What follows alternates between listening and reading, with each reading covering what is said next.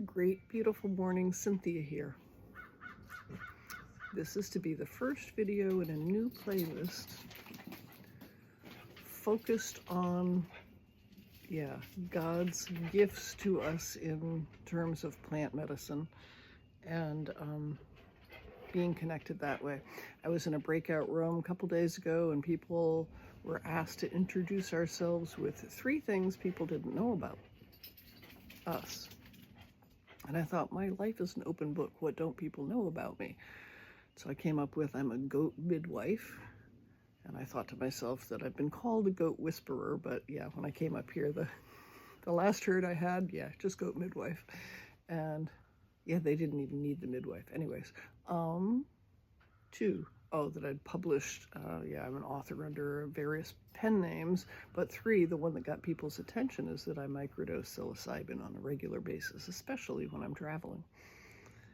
And people wanted to know more. And it was interesting because there was somebody else in the room who drinks mushroom coffee. And yeah, I started with mushrooms for brain health. You know, my dad had Alzheimer's. I attended the Institute for Integrative Nutrition in 2012 and became my own health coach and used myself for a guinea pig and never turned it into a business at this point my business is spreading the light and teachings, and everything else is aside. In this proposed playlist, or I don't know if it's a course, I have to figure that out yet. I think it's just a playlist. I invite people in their comments. If there's a product you're using and you like, there's somebody else in the room who had her own mushroom coffee, and especially if you have an affiliate link, go ahead and drop it. I don't care. I'll have affiliate links to the mushroom coffee that I drink. I've been asking that company to create the product without the coffee, even though it's organic, even though it's clean. Yeah, it's the 1 cup of coffee I drink, and they haven't done it. So now I've got a bunch of different mushrooms from Amazon that I have as well. And I'll have affiliate links for psilocybin, SOULCYBIN. They have, I'm losing the word, psilocybin microdosing. And then there is Ayacaps, AYACAPS, and they have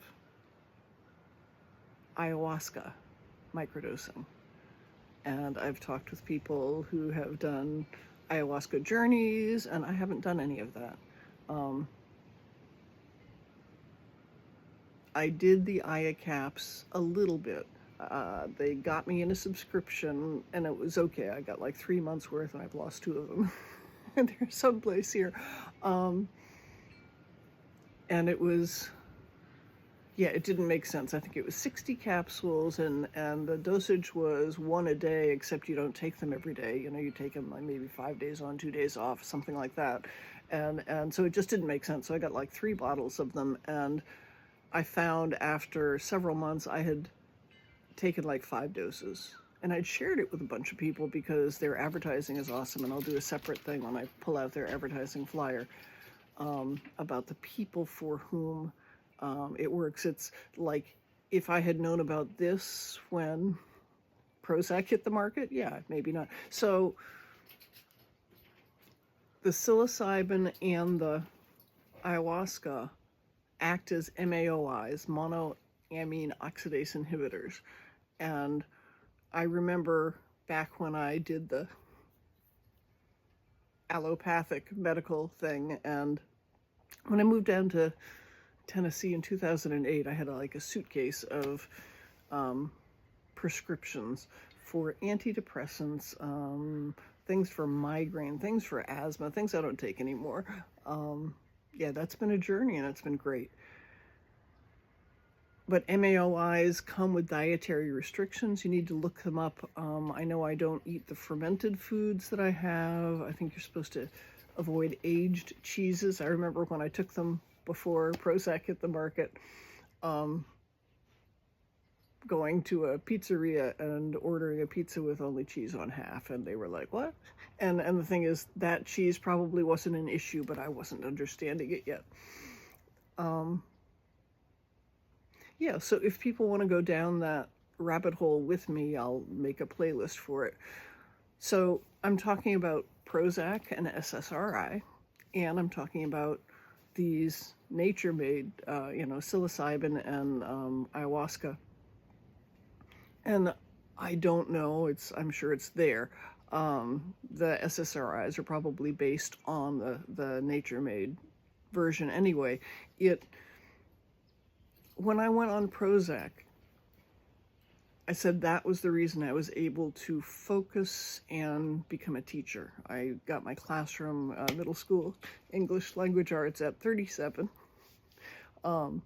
And yeah, the other first year teacher on the other side of the folding wall, she was 22.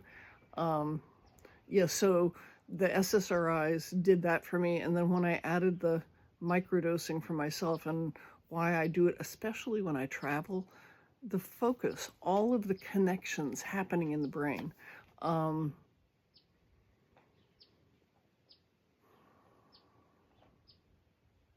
neurotransmitters are firing, projects that seem out of reach, you can do them, you can focus. I don't startle in traffic. Okay, how it was before finding microdosing. As I traveled, I was like this on the wheel, not all the time, but as I was anxious about, all these, what could happen, all of these, and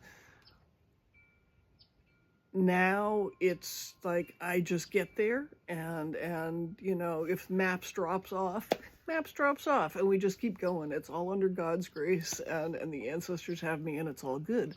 And yeah, I think the microdosing helps with that. I definitely do. So this is long enough for now, and I'll come back with something about the two companies I am using, and perhaps save to the playlist some of their videos so I don't have to recreate the content, because I don't have the time, but it's an interesting conversation. And as I said in the breakout room, I did the research down a rabbit hole for a nurse who was interested and said, but my license, what if they drug test me? And not gonna happen. Not gonna happen. That's why I'm doing this on YouTube and not as a WhatsApp group, because I have to repost, and now I can just send you to a playlist. At that time, I went down the rabbit hole and found a legal firm who had a paper out saying, if you have a client who wants to be drug tested or could be drug tested for like psilocybin, it's a test that is specific, expensive, and must be done within like 12 hours or maybe even 4 hours. Not gonna happen. So unless your employer is specifically looking for it, it's not going to show up on a drug screen, and it doesn't need to. I mean, if you're doing one capsule at a time, not doing ceremonial dosing, which I don't do. I've done 2 and 3 capsules at a time is too much for me, and that is, because I'm at the higher end of capsules. I use myself as a guinea pig, and when I've added other products, when I first added this spray that I use, and that's a totally different conversation, and there's a playlist for it, NUXTRAX. These are new extracts products. That potentiated everything. And I took the psilocybin capsules that I had, and I broke them down into 1/3 the size, because I have empty capsules, and did that for maybe as many capsules as I had, a dozen or something, so a couple of weeks, and then went back to the regular ones. So dosing is, I'm doing it by intuition. I started by following directions. You can set a pattern, 2 days on, 1 day off, 5 days on, 2 days off, whatever. And then I just listen to my intuition and look at my calendar. What am I going to be doing? If I am traveling, especially to a city, yes. And for creative projects and stuff, it's good. It's less good. It makes me more connected to the earth, connected to nature, and not wanting to be talking to people in meetings, although I do show up. And oh, there's one blend on the psilocybin that I don't buy anymore. Inner peace, beware.